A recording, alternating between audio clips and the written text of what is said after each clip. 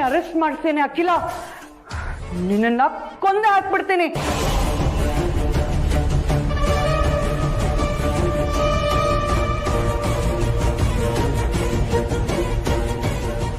ಬೇಡ, ನಾನೀಗ ಕಂಟ್ರೋಲ್ ಕಳ್ಕೊಂಡ್ರೆ ನನಗೆ ಲಾಸ್. ಅಖಿಲನ ಕೊಂದ್ಬಿಟ್ರೆ ಅವಳು ಇಡೀ ವಂಶ ಸರ್ವನಾಶ ಮಾಡಕ್ ಆಗದೇ ಇಲ್ಲ.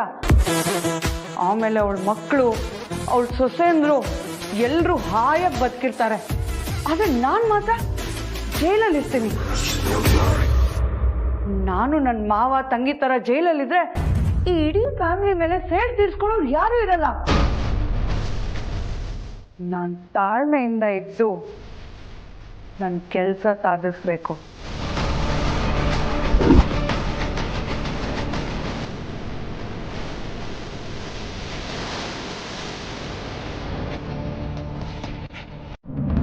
ಮಾಮ್, ನಿಮಗೆ ರಾಣನ್ ಬಗ್ಗೆ ಯಾವಾಗ ಗೊತ್ತಾಯ್ತು? ನೀವ್ ಹೇಗೆ ಪತ್ತೆ ಮಾಡಿದ್ರಿ ಅವನ್ನ? ನಾನು ಹೇಳ್ತೀನಿ.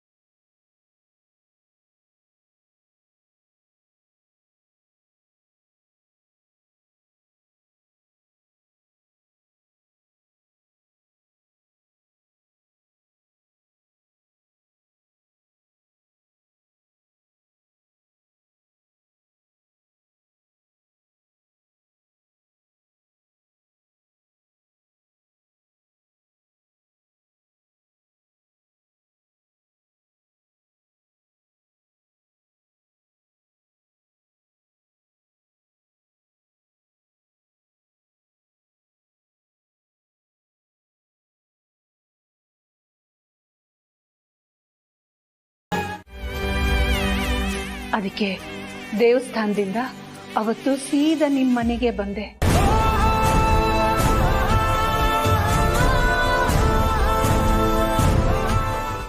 ಆದ್ರೆ ಅವತ್ತು ಪಾರು, ನೀನ್ ತಾಯಿ ಆಗ್ತಿರೋ ವಿಷಯ ಯಾವುದೇ ಕಾರಣಕ್ಕೂ ಅಮ್ಮಂಗೆ ಗೊತ್ತಾಗ್ಬಾರ್ದು.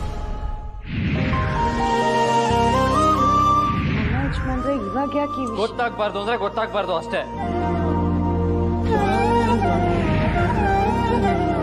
ಅಮ್ಮ, ಅವತ್ ನಾನಾಗೆ ಆ ಮಾತಾಡಿದ್ದಲ್ಲ ಅಮ್ಮ. ಅನಾಮಿಕಾ ಕರೆ ಮಾಡ್ದವರು ಒತ್ತಡ ಹಾಕಿತ್ತು. ಆದ್ರೆ ನನಗೆ ಅದು ಆ ಕ್ಷಣಕ್ಕೆ ಅವಾಗ ಗೊತ್ತೇ ಆಗ್ಲಿಲ್ಲ. ತುಂಬಾ ನೊಂದ್ಕೊಂಡು ಮನೆಗೆ ಬಂದೆ. ಆದ್ರೆ ನಿಮ್ಮ ಮೇಲೆ ಕೋಪ ಮಾಡಿಕೊಂಡು ನಿಮ್ಮನ್ನು ನೋಡದೆ ಇರೋದಕ್ಕಾಗ್ಲಿ, ನಿಮ್ಮ ಬಗ್ಗೆ ಯೋಚನೆನೇ ಮಾಡದೆ ಇರೋದಕ್ಕಾಗ್ಲಿ ನನ್ನಿಂದ ಸಾಧ್ಯನೇ ಆಗಲಿಲ್ಲ. ಅದಕ್ಕೆ ನೇರವಾಗಿ ನಾನು ಮಾಡೋಕ್ಕಾಗದೆ ಇರೋ ಆರೈಕೆನೆಲ್ಲ ರಘು ಮೂಲಕ ತಿಳ್ಕೊಂಡು ಅವ್ರಿಗೂ ಗೊತ್ತಾಗದೆ ಇರೋ ಹಾಗೆ ಮಾಡಿಸ್ದೆ.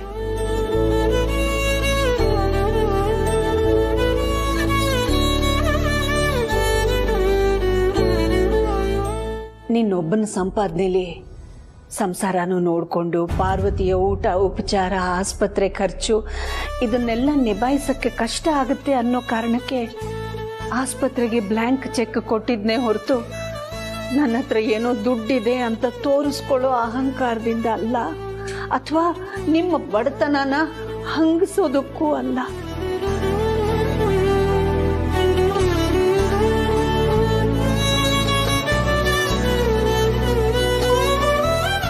ಹನುಮಂತು ಹತ್ರ ಹೇಳಿ ನಿನ್ನ ಆಟೋನ ಶೆಡ್ಡಲ್ಲಿ ಇಡಿಸಿ ನಿನಗೆ ಕೆಲಸದ ಆಫರ್ ಕೊಟ್ಟಿದ್ದು ಕೂಡ ಅದೇ ಕಾರಣಕ್ಕೆ. ಆದ್ರೆ ಅವಾಗ್ಲೂ ಕೂಡ ಅನಾಮಿಕ ಕರೆ ಮಾಡಿ ನಿಮ್ಮನ್ನ ತಡೆದಿರ್ಬೇಕು ಅಲ್ವಾ?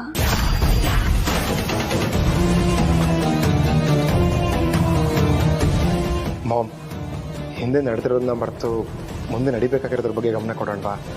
ಇವತ್ತು ಅದಕ್ಕೆ ಸೀಮಂತ ಕೂಡ ಅದ್ರ ಬಗ್ಗೆ ಕಾನ್ಸಂಟ್ರೇಟ್ ಮಾಡೋಣ. ಖಂಡಿತ. ಆದ್ರೆ ಅದಕ್ಕೂ ಮುಂಚೆ ನಂದೊಂದು ಆಸೆ ಇದೆ. ಅದನ್ನ ಪೂರೈಸ್ಕೊಳ್ಳೋ ಸ್ವಾರ್ಥ ನನಗೆ.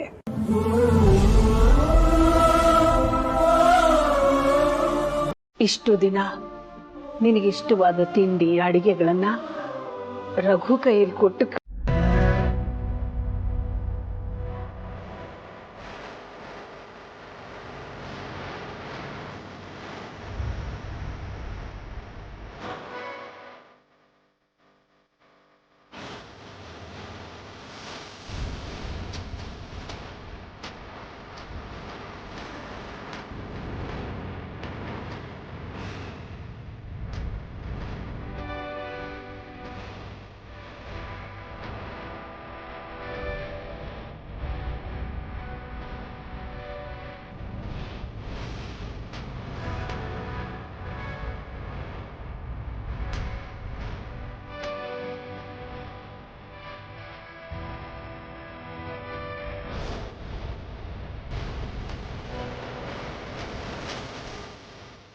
ಯಜಮಾನ್ರೆ, ಈ ರೂಮ್ ನೋಡ್ತಿದ್ರೆ ನಿಮ್ಗೆ ಏನು ಅನ್ಸುತ್ತೆ ಹೇಳಿ?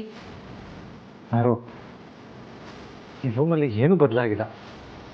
ನಾವು ಹೋಗುವಾಗ ಹೇಗಿತ್ತೋ ಹಾಗೇ ಇದೆ ಅಂತ ಅನಿಸ್ತಾ ಇದೆ. ಈ ಮನೇಲೂ ನನ್ನ ಸ್ಥಾನ ಏನು ಬದಲಾಗಿಲ್ವೇನೋ ಅನ್ನೋ ಫೀಲ್ ಕೊಡ್ತಾ ಇದೆ. ಸ್ವಲ್ಪ ಹೊತ್ತಿನ ಹಿಂದಿನವರೆಗೂ ನಾವಿಬ್ರು ಇದೇ ರೂಮಲ್ಲಿದ್ವೇನೋ ಅಂತ ಅನ್ನಿಸ್ತಾ ಇದೆ.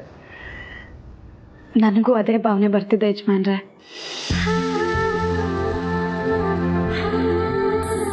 ನಾವಿಬ್ರು ಒಂದೇ ನಾಣ್ಯದ ಎರಡು ಮುಖಗಳಿದ್ದಾಗೆ. ಅದಕ್ಕೆ ನಮ್ಮ ಯೋಚನೆಗಳು ಒಂದೇ ಥರ ಇರುತ್ತೆ.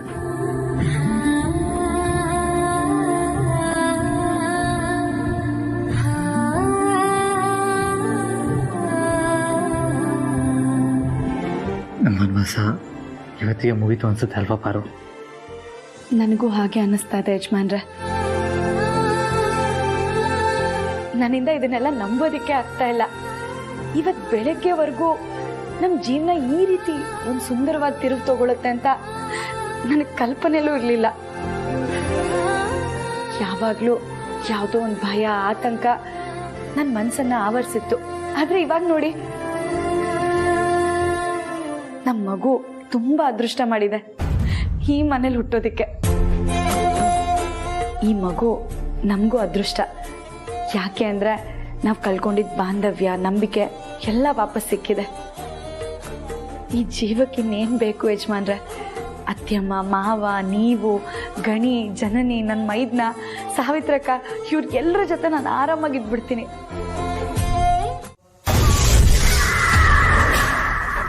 ನೀವು ಪಾರ್ವತಿ ಹತ್ರ ಮಾತಾಡಿದ್ದನ್ನ ನಾನು ಕೇಳಿಸ್ಕೊಂಡೆ. ಅವಳ ಅವಮಾನದಿಂದ ಕಣ್ಣೀರು ಹಾಕ್ತಾ ಇದ್ರೆ ನನಗೆ ಹಾಲು ಕುಡಿದಷ್ಟು ಸಂತೋಷ ಆಯಿತು. ನಾನು ಆಡಿದ ಮಾತಿಂದ ಆ ಪಾರ್ವತಿ ಇನ್ನು ಒಂದು ಕ್ಷಣ ಈ ಮನೇಲಿದ್ರೆ ಕೇಳು, ಅವಳ ಗಂಡನ್ನ ಕರ್ಕೊಂಡು ಇಲ್ಲಿಂದ ಹೋಗ್ತಾ ಇರ್ತಾಳೆ ಅಂತ ಅಸ್ತ್ರಗಳನ್ನ ಬಿಟ್ಟಿದ್ದೀನಿ. ಪಾರ್ವತಿಗೆ ಮಾತ್ರ ಅಸ್ತ್ರ ಬಿಟ್ಟು ಸಾಕಾಗತ್ತಾ? ಸಾಲದು. ಇವ್ರ ಕತೆ ನಿಮಗಿನ್ನೂ ಗೊತ್ತಿಲ್ಲ. ಪಾರ್ವತಿ ಮನ್ಸಲ್ಲಿ ಮಾತ್ರ ಅಳಕು ಹುಟ್ಟಿಸಿದ್ರೆ ಸಾಲದು. ಅಖಿಲ ಮೇಡಮ್ ಅವ್ರ ಮನ್ಸಲ್ಲೂ ಅಳಕು ಹುಟ್ಟಿಸ್ಬೇಕು. ಪಾರ್ವತಿ ಮನೆ ಬಿಟ್ಟು ಹೊರಟ್ರು ಆ ಅಖಿಲ ಮೇಡಮ್ ಹೋಗೋದಿಕ್ ಬಿಡಲ್ಲ. ಅದಕ್ಕೆ ನೀವೇ ಯಾವ್ದಾದ್ರು ಬಲವಾದ ಕಾರಣ ಹುಡುಕ್ಬೇಕು. ಕಾರಣನಾ? ಅಯ್ಯೋ ದೇವ್ರೆ, ಈಗ ನಾನು ಇನ್ನೇನಪ್ಪ ಕಾರಣ ಹುಡುಕ್ಲಿ? ಯಾವ್ದಾದ್ರೂ ಶಾಸ್ತ್ರ ಸಂಪ್ರದಾಯ ಇದೆಯಾ ಅಂತ ಯೋಚನೆ ಮಾಡಿ ನೋಡಿ.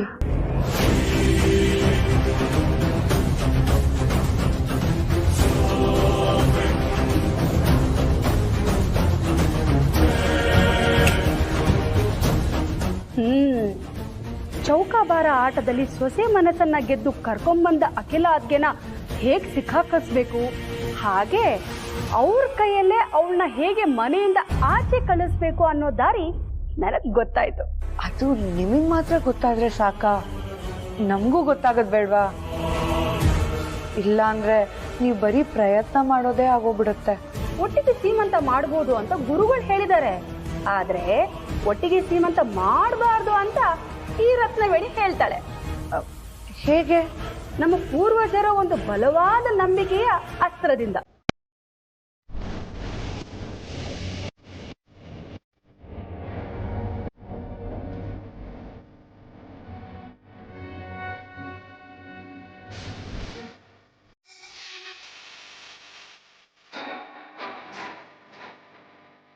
ಅಖಿಲಾಕ್ಕೆ ಈಗಿನ ಕಾಲಕ್ಕೆ ತಕ್ಕ ಹಾಗೆ ಬದಲಾಗಿರ್ಬೋದು, ಆದ್ರೆ ಅವರು ಹಳೆ ಕಾಲದ ಆಚಾರ ವಿಚಾರಗಳನ್ನ ತೆಗ್ದುಹಾಕೋರಲ್ಲ. ಹಾಗೆ ಈ ನನ್ನ ಉಪಾಯನೂ ತೆಗ್ದುಹಾಕಕ್ಕಾಗಲ್ಲ. ಸೂರ್ಯ ಎಷ್ಟೇ ಪ್ರಕಾಶಮಾನವಾಗಿ ಬೆಳಗಿದ್ರು ಅವನಿಗೂ ಒಂದಿನ ಗ್ರಹಣ ಹಿಡಿಯುತ್ತೆ.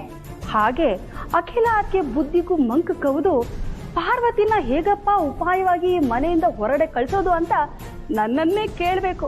ಆ ರೀತಿ ಮಾಡ್ತೀನಿ, ನೋಡ್ತಾ ಇರು.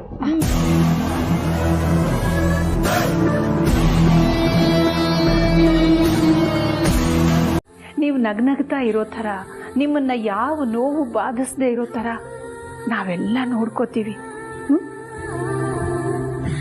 ಇಷ್ಟಕ್ಕೂ ಬಸರಿ ಹುಡುಗಿಯರಿಗೆ ಸೀಮಂತ ಯಾಕೆ ಮಾಡ್ತಾರೆ ಗೊತ್ತಾ? 5 ತಿಂಗಳು ತುಂಬುವಾಗ ಬಸರಿ ಹುಡುಗಿಯರಲ್ಲಿ ಹಾರ್ಮೋನಲ್ ಚೇಂಜಸ್ ಆಗುತ್ತೆ, ಮೂಡ್ ಸ್ವಿಂಗ್ಸ್ ಇರುತ್ತೆ. ತಾಯಿನ, ತವ್ರ ಮನೆಯವರನ್ನ ಮಿಸ್ ಮಾಡ್ಕೊಳಕ್ ಶುರು ಮಾಡ್ತಾರೆ. ಸುತ್ತಮುತ್ತ ಎಲ್ಲರೂ ಇದ್ರೂ ಏನೋ ಆತಂಕ, ಏನೋ ಇಲ್ಲ ಅನ್ನೋ ಕೊರತೆ ಅವರನ್ನ ಕಾಡುತ್ತೆ. ಹೆರಿಗೆ ಸರಿಯಾಗಿ ಆಗುತ್ತೋ ಇಲ್ವೋ, ಎಲ್ಲ ಸರಿಯಾಗಿರುತ್ತೋ ಇಲ್ವೋ ಅನ್ನೋ ಆತಂಕ ಅವರನ್ನ ಸದಾ ಕಾಡ್ತಿರುತ್ತೆ. ಈ ಸಂದರ್ಭದಲ್ಲಿ ಅವರವ್ರ ನಂಬಿಕೆ, ಅವರವ್ರ ಸಂಪ್ರದಾಯದ ಪ್ರಕಾರ 5ನೇ ತಿಂಗಳಿಗೋ 7ನೇ ತಿಂಗಳಿಗೋ 8ನೇ ತಿಂಗಳಿಗೋ ಸೀಮಂತದ ಶಾಸ್ತ್ರನ ಮಾಡ್ತಾರೆ. ಇಂಥ ಸಂದರ್ಭದಲ್ಲಿ ಬಂಧು ಬಾಂಧವರೆಲ್ಲ ಬರ್ತಾರೆ, ಬಸರಿ ಹುಡುಗಿಗೆ ಆಶೀರ್ವಾದ ಮಾಡ್ತಾರೆ, ಹೆರಿಗೆ ಸುಸೂತ್ರವಾಗಿ ನಡೀಲಿ ಅಂತ ಹರಿಸ್ತಾರೆ. ಇದರಿಂದ ಬಸರಿ ಹುಡುಗಿಗೆ ಆತ್ಮವಿಶ್ವಾಸ ಜಾಸ್ತಿ ಆಗುತ್ತೆ. ಹೆರಿಗೆ ದಿನ ಹತ್ರ ಬರ್ತಿದ್ದ ಹಾಗೆ ಮಾನಸಿಕವಾಗಿ ಸಿದ್ಧವಾಗಿರ್ತಾರೆ. ಅದಕ್ಕೆ ನಮ್ಮ ಪೂರ್ವ ಕಾಲದಿಂದನೂ ಬಸರಿ ಹುಡುಗಿಯರಿಗೆ ಸೀಮಂತ ಶಾಸ್ತ್ರ ಮಾಡ್ಕೊಂಡು ಬಂದಿರೋದು. ಇನ್ನು ಮುಂದೆ ನಿನ್ನ ಜೀವನದಲ್ಲಿ ದುಗುಡ, ದುಮ್ಮಾನ, ದುಃಖ, ನೋವು ಯಾವುದೂ ಇರೋದಿಲ್ಲಮ್ಮ. ಬರೀ ಸುಖ, ಸಂತೋಷ, ನೆಮ್ಮದಿ ಮಾತ್ರ ಇರುತ್ತೆ. ನೀನು ಯಾವುದಕ್ಕೂ ಯೋಚನೆ ಮಾಡಬೇಡ, ಸಂತೋಷವಾಗಿದ್ಬಿಡು ಪಾರ್ವತಿ. ಅತ್ತಿಮ್ಮ, ಒಂದು ಮಾತು ಕೇಳಲ್ಲ? ಕೇಳಮ್ಮ ಪಾರ್ವತಿ. ನೀವು ನಮ್ಮನ್ನ ಯಾಕೆ ಮತ್ತೆ ಮನೆ ಒಳಗಡೆ ಕರ್ಕೊಂಡು ಬಂದಿದ್ದು? ನಿಮ್ದು ಯಾವ ತಪ್ಪು ಇಲ್ಲ ಅಂತ ಗೊತ್ತಾಯ್ತಲ್ಲ, ಅದಕ್ಕೆ. ನಾನು ನಿಮಗೆ ತಕ್ಕ ಸೊಸೆ ಅಲ್ಲ ಅಲ್ವಾ ಅತ್ತಿಮ್ಮ? ಪಾರ್ವತಿ, ನಿನಗಿಂತ ಒಳ್ಳೆ ಸೊಸೆ ಸಿಗೋದು ಸಾಧ್ಯನೇ ಇರಲಿಲ್ಲ ಅಂದ್ಕೊಂಡ್ಬಿಡು.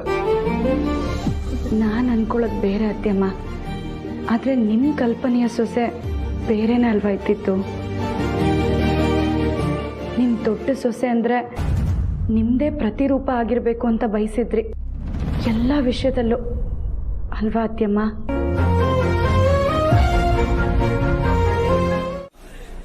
ಮಾಮ್, ನಂಗೆ ಗೊತ್ತಾಯ್ತು. ಅದಕ್ಕೆ ಸೀಮಂತಕ್ಕೆ ಏನಾದರೂ ಸರ್ಪ್ರೈಸ್ ಪ್ಲಾನ್ ಮಾಡಿದ್ದೀರಾ? ಅದು ಬ್ರೋಗೂ ಗೊತ್ತಾಗಬಾರ್ದು ಅನ್ನೋದು ನಿಮ್ಮ ಉದ್ದೇಶನಾ? ಸಂದರ್ಭಗಳೇ ಕೆಲವು ಸಲ ಸರ್ಪ್ರೈಸ್ಗಳನ್ನ ಕೊಟ್ಬಿಡುತ್ತವೆ ಪ್ರೀತು. ಕೆಲವು ಸರ್ಪ್ರೈಸ್ಗಳು ನಮಗೆ ಸಂತೋಷನ ಕೊಟ್ರೆ, ಇನ್ನು ಕೆಲವು ನಮ್ಮನ್ನ ಇಕ್ಕಟ್ಟಿನಲ್ಲಿ ಸಿಕ್ಕಾಕಿಸ್ಬಿಡುತ್ತೆ. ಅಂಥದ್ದೇ ಇಕ್ಕಟ್ಟಿನ ಪರಿಸ್ಥಿತಿನಲ್ಲಿ ಈಗ ನಾವೆಲ್ಲ ಸಿಕ್ಕಾಕೊಂಡ್ಬಿಟ್ಟಿದ್ದೀವಿ. ಅದಕ್ಕೆ ನಿಮ್ಮಿಬ್ಬರನ್ನ ಮಾತ್ರ ಕರ್ಕೊಂಡು ಬರ್ತಿತ್ತು.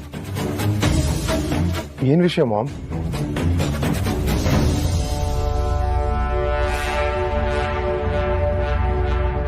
ಒಂದೇ ಮನೆಯಲ್ಲಿ ಇಬ್ರು ಬಸ್ರಿಯರು ಒಟ್ಟಿಗೆ ಇರಬಾರ್ದು. ಅದಕ್ಕೆ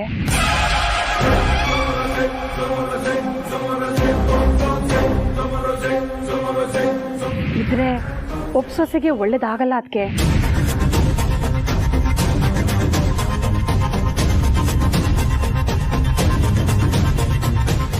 ಈಗ ಜನನಿ ಜೊತೆ ಪಾರ್ವತಿನ ಈ ಮನೇಲಿರೋದು ಒಳ್ಳೇದಲ್ಲ ಅಂತ ನನಗನ್ನಿಸ್ತಿದೆ ಅದಕ್ಕೆ.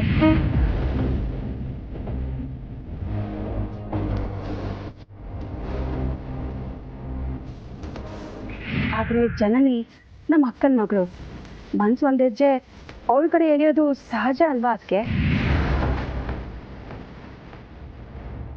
ಮಾತಾಡೋದಕ್ಕೆ ಆ ರತ್ನವೇಣಿ ಎಷ್ಟು ಧೈರ್ಯ ಇರಬೇಕು. ಇದರಲ್ಲಿ ಅವ್ರ ತಪ್ಪು ಏನೂ ಇಲ್ಲ ಅಲ್ವಾ ರಘು? ನಮ್ಮ ಪೂರ್ವಿಕರಿಗೆ ಕೆಲವು ನಂಬಿಕೆಗಳಿರುತ್ತೆ, ಆ ನಂಬಿಕೆ ಬಗ್ಗೆ ಅವ್ರು ಹೇಳಿದ್ದಾರೆ. ಇದರಲ್ಲಿ ಅವ್ರ ತಪ್ಪು ಏನೂ ಇಲ್ಲ ಅಲ್ವಾ? ಆದ್ರೆ ಇದು ಸ್ವಾರ್ಥ ತಾನೆ. ರತ್ನವೇಣಿ ಜನನಿಗೆ ಚಿಕ್ಕಮ್ಮ, ಹಾಗಾಗಿ ಬರೀ ಜನನಿ ಬಗ್ಗೆ ಮಾತ್ರ ಯೋಚನೆ ಮಾಡೋದು ಸಹಜ. ಆದರೆ ನಮ್ಗೆ ಜನನಿ ಪಾರ್ವತಿ ಇಬ್ರು ಸೊಸೆಂದ್ರು, ಇಬ್ರು ನಮ್ 2 ಕಣ್ಣುಗಳಿದ್ದ ಹಾಗೆ. ಆ ರತ್ನವೇಣಿ ಮಾತು ಕೇಳ್ಕೊಂಡು ನಮ್ ದೊಡ್ಡ ಸೊಸೆಗೆ ನಾವು ಅನ್ಯಾಯ ಮಾಡಕ್ ಆಗಲ್ಲ.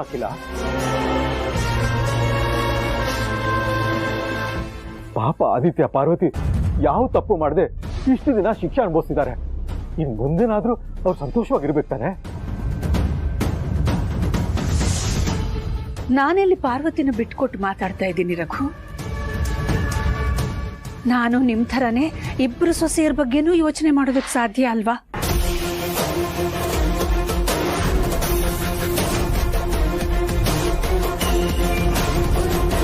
ಇಷ್ಟು ತಿಂಗಳು ಪಾರ್ವತಿ ಇದೆಲ್ಲದರಿಂದ ವಂಚಿತಳಾಗಿದ್ದಾಳೆ. ಅದಕ್ಕೆ ಇನ್ಮೇಲಾದ್ರೂ ಅವಳನ್ನ ಜೊತೆಲೇ ಇಟ್ಕೊಂಡು ಅವಳ ಆರೈಕೆ ಮಾಡೋ ಆಸೆ. ಅವಳಿಗೆ ನಾನೇ ನನ್ನ ಕೈಯಾರ ತುತ್ತು ತಿನ್ಸೋ ಆಸೆ. ಅವಳ ಕೈ ಹಿಡಿದು ದೇವಸ್ಥಾನ ಪಾರ್ಕು ಅಂತ ಸುತ್ತಾಡ್ಸೋ ಆಸೆ. ಖುದ್ದಾಗಿ ನಾನೇ ಕರ್ಕೊಂಡು ಹೋಗಿ ಫ್ಯಾಮಿಲಿ ಡಾಕ್ಟರ್ ಹತ್ರ ಚೆಕಪ್ ಮಾಡಿಸೋ ಆಸೆ. ಅದಕ್ಕೆ ಜನನಿನ ಕನ್ವಿನ್ಸ್ ಮಾಡಿ ಅವಳನ್ನ ಊರಿಗೆ ಕಳ್ಸ್ಕೊಡೋಣ. ಇದರಿಂದ ಸಮಸ್ಯೆ ಸಾಲ್ವ್ ಆಗುತ್ತೆ ಅಂದ್ರೆ ಆಗ್ಲಿ ಮಾಮ್. ನೀವೇನೇ ಮಾಡಿದ್ರು ಈ ಮನೆ ಒಳ್ಳೇದಕ್ಕೆ ಮಾಡೋದು ಅಂತ ನಮ್ಗೆ ಗೊತ್ತು.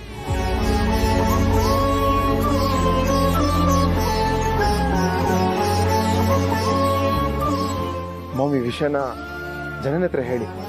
ಖಂಡಿತ ಜನನಿ ನಿಮ್ಮ ನಿರ್ಧಾರನ ಗೌರವಿಸ್ತಾಳೆ, ಅರ್ಥನೂ ಮಾಡ್ಕೊಳ್ತಾಳೆ. ಈ ಸಮಯದಲ್ಲಿ ಎಲ್ಲರನ್ನೂ ಬಿಟ್ಟು ಊರಿಗೆ ಹೋಗ್ಬೇಕಾ ಅಂತ ಬೇಜಾರು ಮಾಡ್ಕೊಂಡ್ರೆ ಅವಳನ್ನ ಕನ್ವಿನ್ಸ್ ಮಾಡೋ ಜವಾಬ್ದಾರಿ ನಂದು.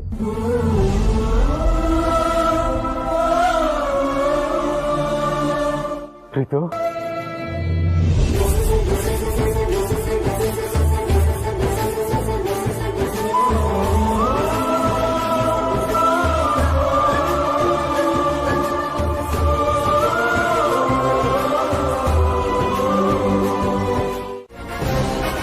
ಅದ್ಕೆ ನಮ್ ಪಾರ್ವತಿನೂ ಹಳ್ಳಿಯಲ್ಲಿ ಬೆಳೆದೋಳಲ್ವಾ?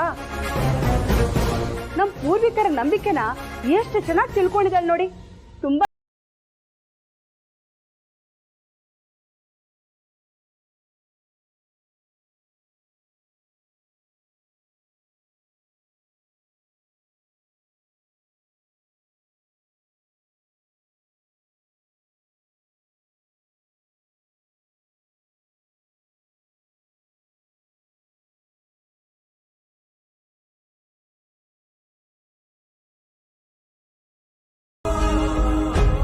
ನೀರಲ್ಲಿ ಹುಟ್ಟೋ ಮುತ್ತು ನೀರನ್ನೇ ಸೇರಲ್ಲ. ಹಾಗೆ ನಾನಮ್ಮ, ನಾನು ಪಾರ್ವತಿನೇ ಮನೆಯಿಂದ ಆಚೆ ಹೋಗ್ತೀವಿ. ದಯವಿಟ್ಟು ಒಪ್ಪಿಗೆ ಕೊಡಿ.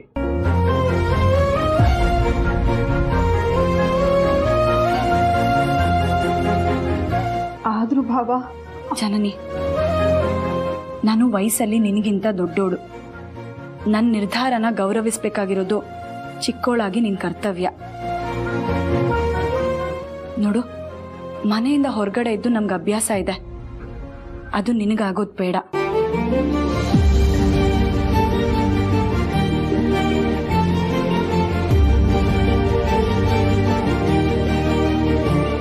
ಎಂತ ದೊಡ್ಡ ಮನ್ಸು ನಿಮ್ದು. ಅತ್ತೆಗೆ ನಿಮ್ಮ ಮೇಲಿದ್ದ ಮಿಸ್ಅಂಡರ್ಸ್ಟ್ಯಾಂಡಿಂಗ್ಸ್ ಎಲ್ಲ ಕ್ಲಿಯರ್ ಆಗಿತ್ತು. ಆದ್ರೂ ಅವ್ರ ಪ್ರೀತಿ ಎಲ್ಲ ಸುಖನೂ ತ್ಯಾಗ ಮಾಡಿ ಮನೆ ಬಿಟ್ಟು ಹೊರಗೆ ಹೋಗೋದಕ್ಕೆ ನಿರ್ಧಾರ ಮಾಡಿದಿರಲ್ಲ. ಮತ್ತೆ ನನಗೋಸ್ಕರ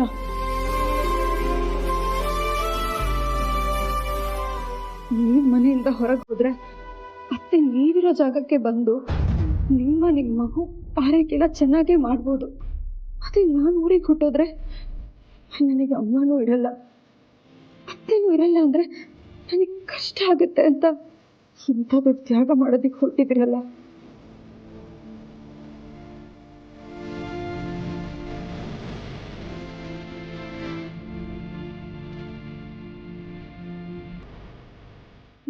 ನಾನು ಹೇಗೆ ತಿಳಿಸ್ಲಿ?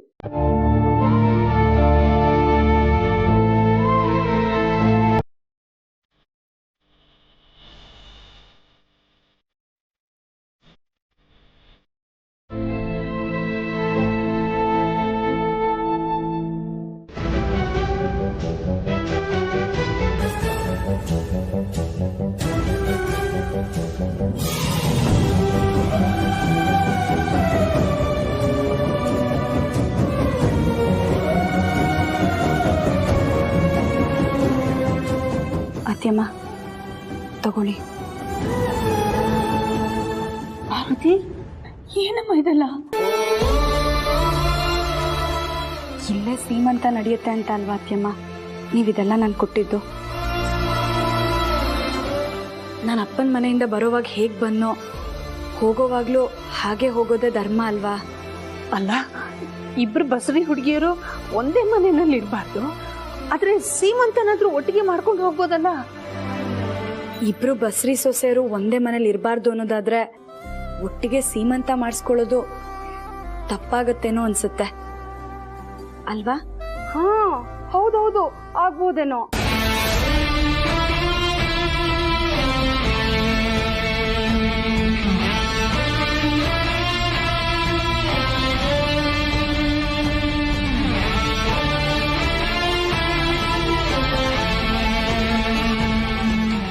ಯಜಮಾನ್ರೆ,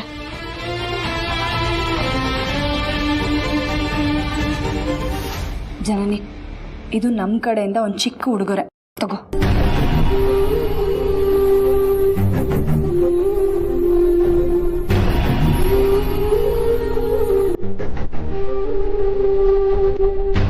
ಹೋಗ್ಬರ್ತೀವಿ ಅತ್ತೆಮ್ಮ.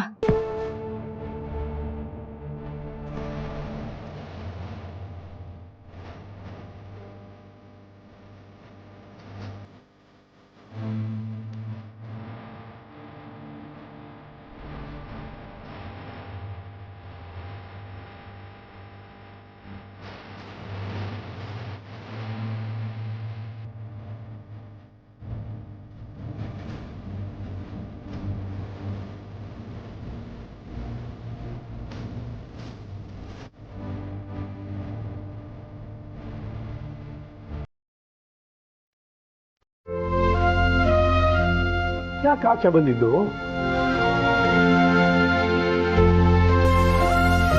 ಜನನಿ ಬಗ್ಗೆನೂ ನನಗೆ ಅಷ್ಟೇ ಕಾಳಜಿ ಇದೆ ಕಣಮ್ಮ. ಇಷ್ಟು ದಿವಸ ಆಸ್ತಿಲಿ ಭಾಗ ಕೇಳಿ ಕೆಟ್ಟ ಹೆಸರು ತಗೊಂಡು ಅರಸನಕೋಟೆಯಿಂದ ಈಚೆ ಬಂದ್ರಿ. ಈಗ ಮತ್ತೆ ಮತ್ತೆ ನೀವಾಗೆ ಈಚೆ ಬಂದರೆ ಜನ ನಿಮ್ಮ ಬಗ್ಗೆ ಏನು ತಪ್ಪು ತಿಳ್ಕೊತಾರೋ ಅಂತ ಅಷ್ಟೇ ಕಣಮ್ಮ ನನ್ನ ಚಿಂತೆ. ಪದೇ ಪದೇ ನಿನ್ನ ಸ್ವಾಭಿಮಾನಕ್ಕೆ ಧಕ್ಕೆ ತರೋ ಥರ ಯಾರಾದರೂ ಮಾತಾಡಿದ್ರೆ ಮನಸ್ಸಿಗೆ ತುಂಬ ಸಂಕಟ ಆಗುತ್ತಮ್ಮ. ಇವತ್ತು ನಾವು ನಮ್ಮ ಸ್ವಾಭಿಮಾನನ ಉಳಿಸ್ಕೋಬೇಕು ಅಂತಾನೆ ಮನೆಯಿಂದ ಹೊರಗಡೆ ಬಂದ್ವಿ ಅಪ್ಪ.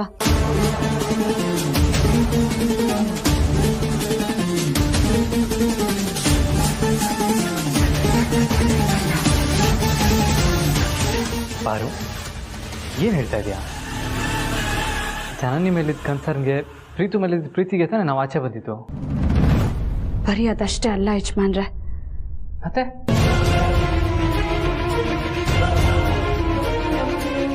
ನನ್ ಹೊಟ್ಟೆ ಉರ್ಸಿ ನೀನ್ ಕೂರೋ ಕುರ್ಚಿ ಕಾಲು ಯಾವತ್ತಿಗೂ ನಿನ್ ಪಾಲಿಗೆ ಗಟ್ಟಿಯಾಗಿರಲ್ಲ, ನೆನ್ಪಿಟ್ಕೊ.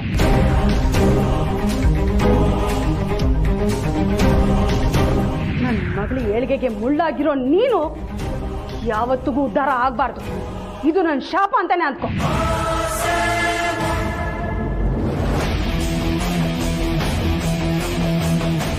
ನನ್ನಿಂದ ಜನನಿಗೆ ಅನ್ಯಾಯ ಆಗೇ ಆಗುತ್ತೆ ಅಂತ ಜನನಿಯವ್ರ ಚಿಕ್ಕಮ್ಮನ ಮನಸ್ಸಲ್ಲಿ ಆಳವಾಗಿ ಬೇರೂರ್ಬಿಟ್ಟಿದೆ. ನನಗ ಭಾವನೆನೇ ಇಲ್ಲ ಅಂದಮೇಲೆ ಯಾಕೆ ನಾನು ಅಲ್ಲೇ ಇದ್ದು ಜನನಿ ಚಿಕ್ಕಮ್ಮಂಗೆ ಅಭದ್ರತೆ ಭಾವನೆ ಕೊಡಬೇಕು ಅಂತ ಅಲ್ಲಿಂದ ಹೊರಗೆ ಬಂದ್ಬಿಟ್ಟೆಪ್ಪ. ಹೇಗೋ ನನ್ನ ಜೊತೆಗೆ ನಿಮಗೂ ಈ ಜೀವನ ಅಭ್ಯಾಸ ಆಗೋಗಿದೆ. ಮುಂದೇನು ಇದನ್ನೇ ಜೀವನ ಅನ್ಕೊಂಡು ಬದುಕಿದ್ರಾಯ್ತು. ಜನನಿ, ನನ್ನ ಮೈದ್ನ, ಮಿಕ್ಕ ಮನೆಯವರೆಲ್ಲ ನಮ್ಮ ಕಣ್ಮುಂದೆನೆ ಖುಷಿಯಾಗಿದ್ರೆ ಅದಕ್ಕಿಂತ ಬೇರೆ ಖುಷಿ ನಮ್ಗೇನಿದೆ ಹೇಳಿ ಯಜಮಾನ್ರೆ?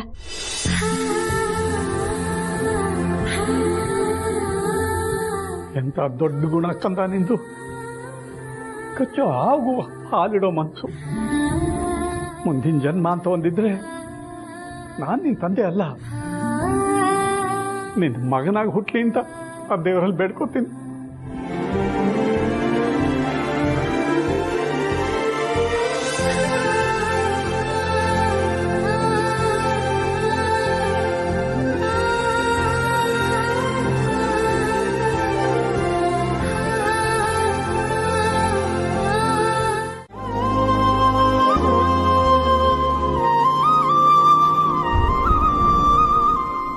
ಜನನಿ ಪುಟ್ಟ, ನಿನ್ನ ಹತ್ರ ಸ್ವಲ್ಪ ಮಾತಾಡ್ಬೇಕಿತ್ತಮ್ಮ. ಏನ್ ವಿಷಯ ಚಿಕ್ಕಮ್ಮ? ಜನನಿ ಪುಟ್ಟ, ನೀನು ಬಸ್ರಿ ಅಂತ ಗೊತ್ತಾಗ್ತಿದ್ದ ಹಾಗೆ ನನಗೆ ನಿನ್ನನ್ನು ನೋಡಬೇಕು, ನನ್ನ ಕೈಲಾದ ಆರೈಕೆ ಮಾಡಬೇಕು ಅಂತ ತುಂಬ ಆಸೆ ಆಗಿತ್ತು. ಅದಕ್ಕೆ ಇಲ್ಲಿಗೆ ಬಂದಿದ್ದೆ. ಈಗ ನಾನು ನಿನ್ನ ನೋಡಿದ್ದು ಆಯಿತು, ನೀನು ಸೀಮಂತದವರೆಗೂ ಇದ್ದು ನನ್ನ ಕೈಲಾದ ಆರೈಕೆ ಮಾಡಿದ್ದು ಆಯಿತು. ನಾನು ಬಂದು ಕೆಲಸ ಮುಗಿತಮ್ಮ. ಅದಕ್ಕೆ ನಾಳೆ ಬೆಳಗ್ಗೆನೆ ಊರಿಗೆ ಹೋಗೋಣ ಅಂತ ಅಂದ್ಕೊಂಡಿದ್ದೀನಿ. ಅದಕ್ಕೆ ನೀನೇನು ಹೇಳ್ತೀಯಮ್ಮ? ನಿಮಗೂ ಊರಲ್ಲಿ ಸಾಕಷ್ಟು ಕೆಲಸಗಳಿರುತ್ತೆ, ಅದನ್ನೆಲ್ಲ ಬಿಟ್ಟು ನೀವು ಇಷ್ಟು ದಿನ ಇಲ್ಲಿದ್ದಿದ್ದೇ ಹೆಚ್ಚು. ಸರಿ ಚಿಕ್ಕಮ್ಮ, ನಿಮ್ಮ ಥಿಂಗ್ಸ್ ಎಲ್ಲ ಪ್ಯಾಕ್ ಮಾಡ್ಕೊಳ್ಳೋದಕ್ಕೆ ಏನಾದರೂ ಹೆಲ್ಪ್ ಮಾಡಲಾ? ಅದೆಲ್ಲ ಏನು ಬೇಡಮ್ಮ. ನಿಜ ಹೇಳಬೇಕು ಅಂದರೆ ನನಗೆ ಈಗಲೇ ಊರಿಗೆ ಹೋಗೋಕ್ಕೆ ಮನಸ್ಸಿಲ್ಲಮ್ಮ. ಯಾಕಂದರೆ ಪಾರ್ವತಿನೂ ಆದಿತ್ಯ ಮತ್ತೆ ಮನೆ ಬಿಟ್ಟು ಹೋಗಿರೋದ್ರಿಂದ ಅಖಿಲ ಅದಕ್ಕೆ, ರಘು ಅಣ್ಣ, ನೀನು, ಅಳಿಯಂದ್ರು ನೀವೆಲ್ಲರೂ ಎಷ್ಟು ಬೇಜಾರು ಮಾಡ್ಕೊಂಡಿದ್ದೀರಾ. ಈ ಬೇಸರದಲ್ಲಿ ನಾನು ಮನೆಯಿಂದ ಹೋಗ್ಬಿಟ್ರೆ ಮನೆ ಖಾಲಿ ಖಾಲಿ ಅನ್ಸತ್ತೆ. ಬೇಜಾರಲ್ಲಿರೋರಿಗೆ ಸಮಾಧಾನ ಮಾಡೋಕ್ಕೆ ಯಾರಾದರೂ ಇರಬೇಕಲ್ಲಮ್ಮ. ಅದಕ್ಕೆ ನಾನಿಲ್ಲಿ ಇನ್ನೊಂದು ಸ್ವಲ್ಪ ದಿನ ಇದ್ರೆ ಅಖಿಲ ಅತ್ತಿಗೆ ಒಂದು 4 ಸಮಾಧಾನದ ಮಾತಾಡ್ಬೋದು. ಪಾರ್ವತಿ ಮನೆಗೂ ಅವಾಗವಾಗ ಹೋಗಿ, ನೋಡಮ್ಮ ಪಾರ್ವತಿ, ನಿನಗೆ ಮಗು ಹುಟ್ಟಿದ ಹಾಗೆ ನೀನು ಅರಸನ ಕೋಟೆಗೆ ವಾಪಸ್ ಬಂದ್ಬಿಡ್ಬೇಕು ಅಂತ ಅವಳಿಗೆ ಧೈರ್ಯ ತುಂಬಿಸ್ಬೋದು ಅಲ್ವಾ? ಆದರೆ ಇದು ಬೀಗ್ರ ಮನೆ, ನಾನು ತುಂಬ ದಿನ ಇಲ್ಲೇ ಇದ್ರೆ ಜನ ಏನು ಅನ್ಕೋತಾರೋ ಏನೋ. ಅಖಿಲ ಅತ್ತೆನೂ ರಘು ಅಣ್ಣನೂ ಏನು ಅಂತಾರೋ ಅನ್ನೋ ಅಳುಕು ನನಗೆ. ಅಯ್ಯೋ ಚಿಕ್ಕಮ್ಮ, ನಮ್ಮ ಅತ್ತೆ ಮಾವ ಅಷ್ಟು ಸಣ್ಣ ಮನಸ್ಸಿನವರಲ್ಲ ನೋಡಿ. ನಮ್ಮ ಅತ್ತೆ ಮಾವನ್ನ ಸಮಾಧಾನ ಮಾಡೋದು, ಅಕ್ಕಂಗೆ ಧೈರ್ಯ ಹೇಳೋದೇ ನಿಮ್ಮ ಉದ್ದೇಶ ಆಗಿದ್ರೆ ಇನ್ನೊಂದು ಸ್ವಲ್ಪ ದಿನ ನೀವು ಇಲ್ಲೇ ಇರಿ.